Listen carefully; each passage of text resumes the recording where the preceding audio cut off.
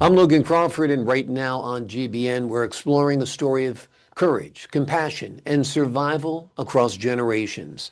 The name of the book, Echoes of Generations, and it is written by a terrific author. Her name is Jesselle Christenson. And in the book, she opens up her heart in a powerful memoir about raising a neurodivergent child while caring for aging parents battling Alzheimer's. It's an unforgettable journey through heartbreak and healing, a story that shines light on resilience, family, and the unwavering strength of love in the face of life's greatest challenges. We're delighted to have this very talented author join us here today. We thank the team at Atticus Publishing for helping us put her on TV today, and we ask viewers like you to support authors like her by subscribing to our channel and by purchasing her amazing book. The links are below this interview. Jesselle, thank you so much for joining me here today. Thank you so much for having me. It is a true honor.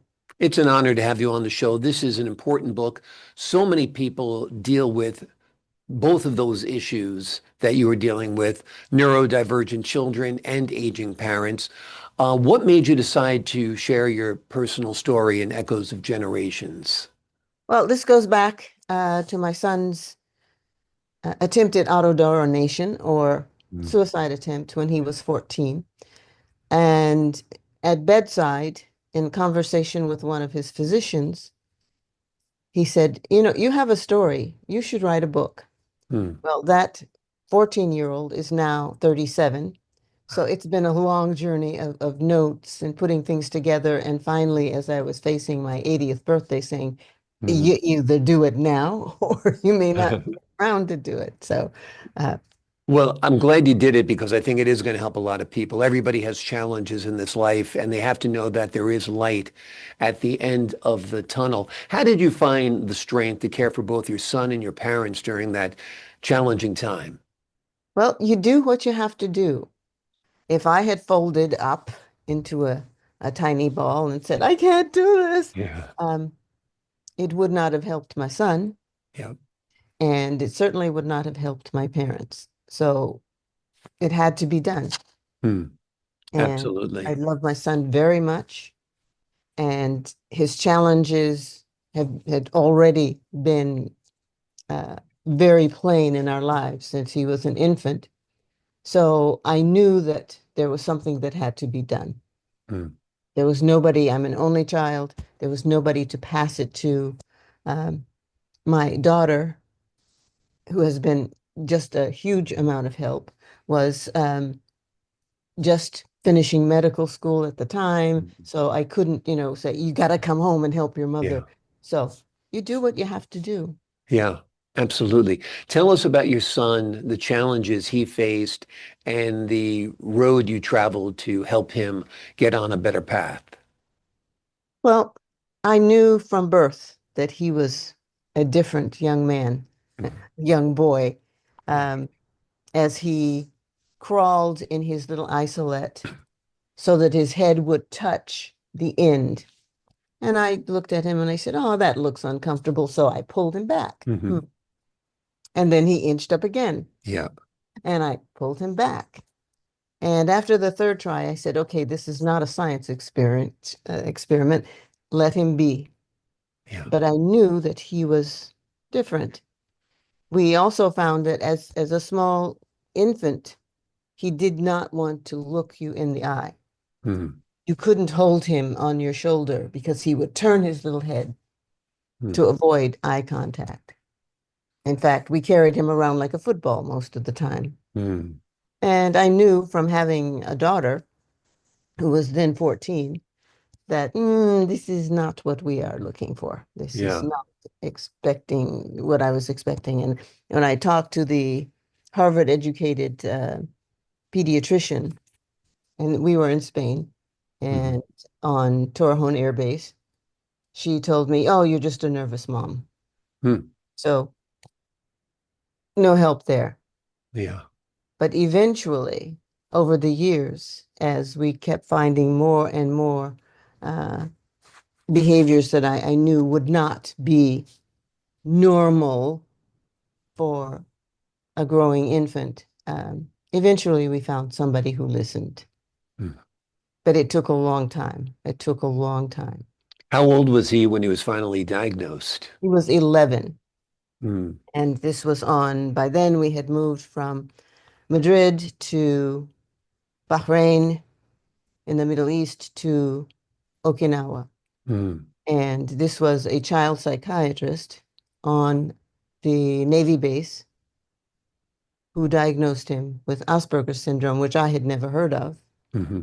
And of course, I called my rock star daughter, Hmm. who was then I think she was in Georgia. It was because I had told her, look, honey, you're going to have to find a way to pay for this medical school business because the bank is closed. I Yeah. think she was in Georgia at the time, and she started doing some uh, finding some references for Hmm. me. Yeah. So she helped a lot Yeah. as well. Absolutely. I imagine there was frustration and maybe even some anger that there was a delayed diagnosis because research tells us now that the earlier there is an intervention in cases like this, the better the outcomes. Yeah, it's interesting. When he was at the Virginia Treatment Center for Children after his suicide attempt, one of the residents there, I gave her all the notes that I had been taking over the years. And she came to me and she said, it's all here. Hmm. Why did it take them so long to diagnose him? Because your notes precisely present what we're looking for when we talk about autism. Hmm.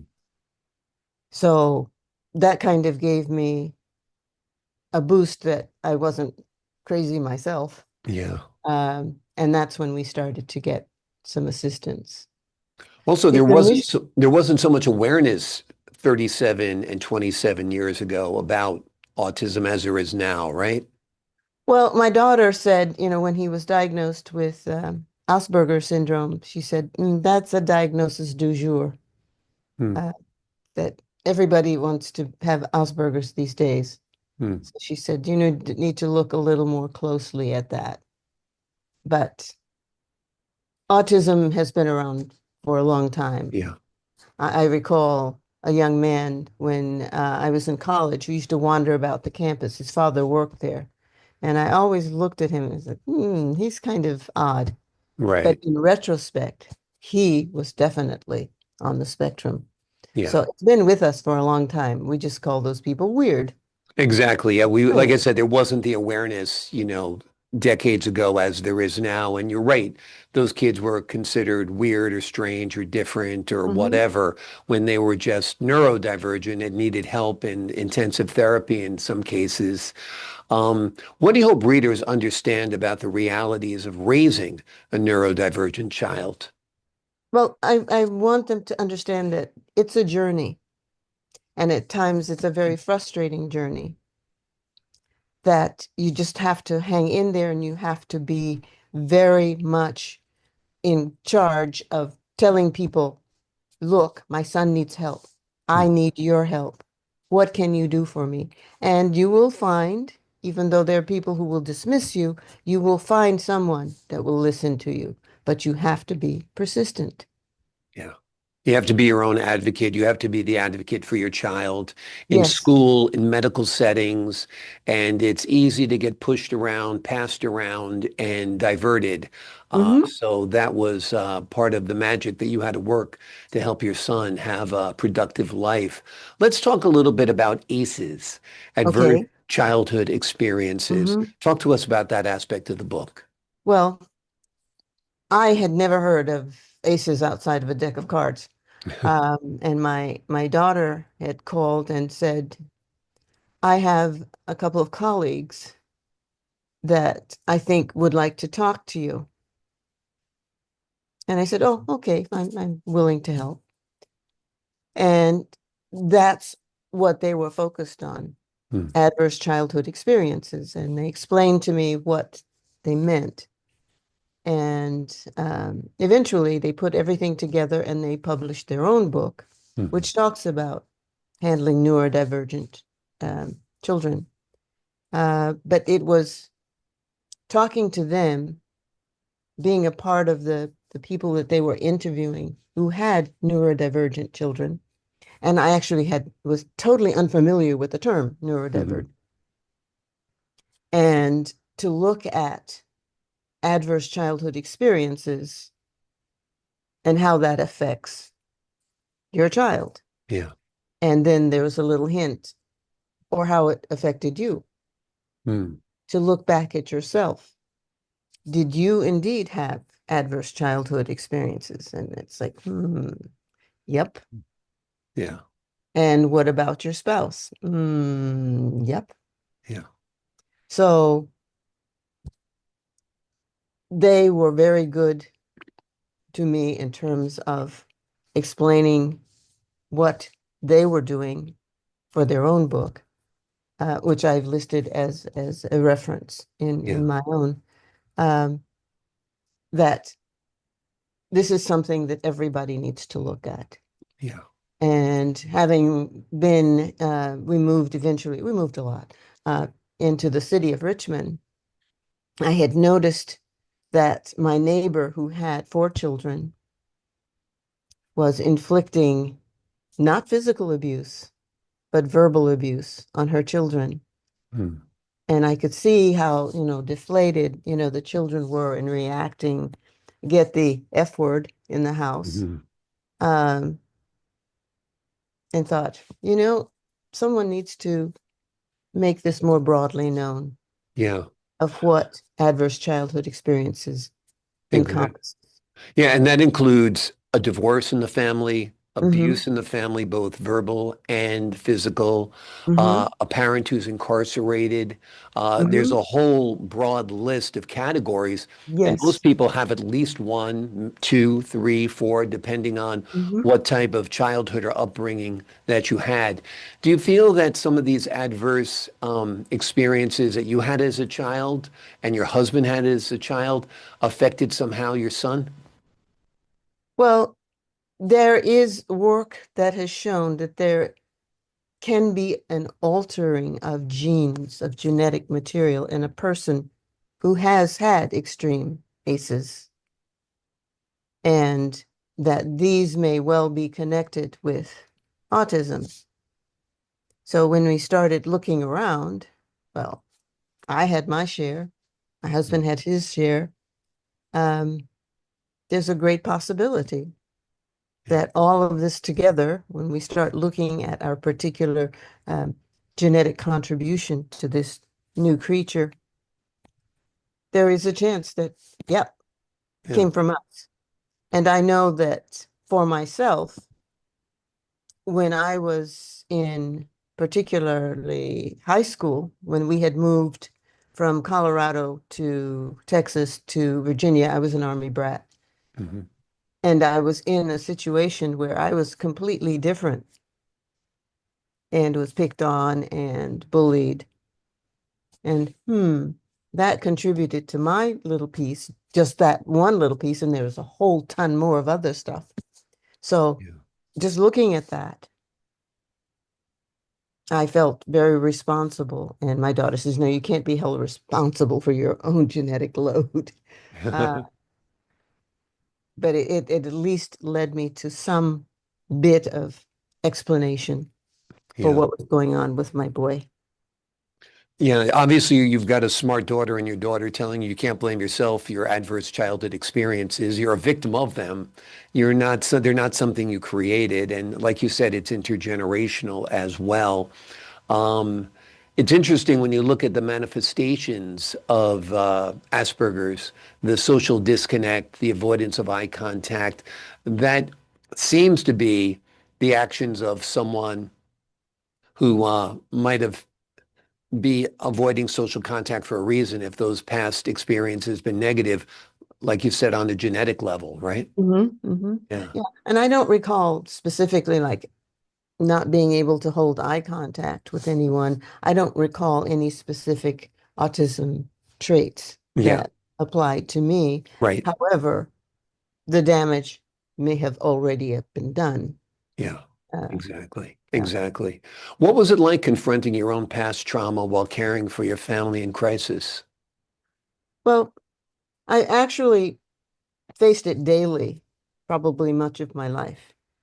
because I feel that because of my relationship with my mother, a lot of the things that I wanted to do were kind of subverted, buried, because I knew that this would be something she wouldn't like. She would either lash out verbally. After a certain age, there was no more physical abuse, Mm. but there were things that I avoided Mhm. because of her.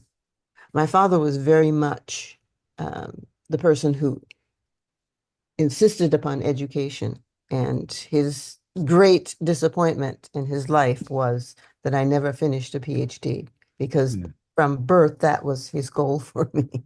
Yeah. Uh, and yeah, generally I think he wanted the best for me, but he was also an alcoholic. He was also very focused on his military career. Um, but I think just the interaction with him did give me some focus at some point, Yeah. if not for myself, for him. I was doing it for him. Yeah. And then you have to work with them when they have Alzheimer's, which is a difficult disease to work Uh, with. yes. Anywhere from they don't recognize you to them being extremely paranoid to them being extremely Mhm. agitated. What was it like dealing with that? It's tough for anybody, particularly since you guys had kind of a little bit of a tough history between you as well. Well, I retired, um, and we returned to the States basically for two reasons. One, to find help for our son, and two, to help take care of these aging people. Mm. And my mother got very upset with me because she thought I had moved back to move into the house with them, which would have been a Yeah. consummate disaster. Yeah. Uh, she would never really acknowledge, I don't think she really understood the depth of her own lack of cognition in many things. Mm. But I could tell about things around the house because my mother was the person who cleaned every day. Mm. Everything had a place and it had to be in that place. And looking back at that, that's very much akin to something that a person on the spectrum would do. Yeah. Uh, she never really wanted me to do anything from afar because she was perfectly okay. Hmm. It's him, she would say, about my father.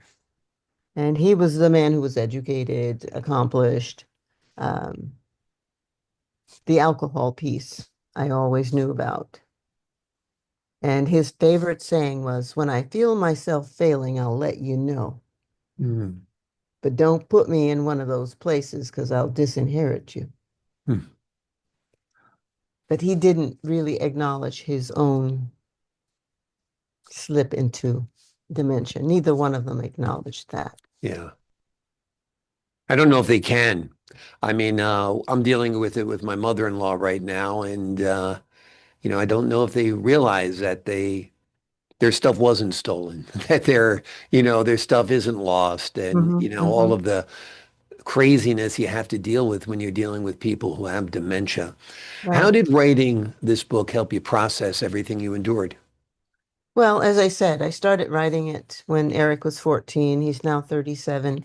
Um, and as I started going back through some of the things that I had written, it was interesting in terms of, oh yeah, I hadn't thought about that in a while. Um, Particularly as I myself am getting older. And I told my daughter that if I show signs that your grandmother showed, please don't wait for me to ask for help. Just Mm-hmm. assume she's nuts. We're going to help Yeah. her out. Yeah. But dealing with them was difficult because Yeah. of their interpersonal relationship, and trying for them to find help, which I found none that were immediately available. The support network for people with Alzheimer's, I think, is much better today than it was 20 years ago. Um, finding somewhere that they would live outside of their home was they refused to move. No, we're Mm. not going anywhere. Yeah. Um, it was very difficult. Yeah. It's tough. Yeah. Like I said, I'm going through it right now, going to Mm. memory care centers and all of that stuff, trying to find a place. And every time we get something set up that's right for them, or her rather, Mhm. she thinks the homemade has stolen her glasses again. So, Mhm. what can you do? And Mhm. it's the end of the world when those glasses are stolen. Trust me. Yes, yes, Um, I am aware. absolutely. Talk to us about Eric as a co-author and how he contributed to the storytelling process and the scope of the book. Well, chapter 7 was completely one of his writings. He has been a writer most of his life. Mm, He writes things down. He prefers science fiction, but he's an excellent writer. And I was most upset when he was in college. Finally, we got him to go to one of the local institutions. And this woman, this teacher, gave him an F on a paper that he had written because he had written more than the 300 words that was mm, assigned, which for him was just devastating. yeah. It's like most kids don't want to do the 300 words. Mhm. And here's one who's gone over and above that, and you've given him an F for it.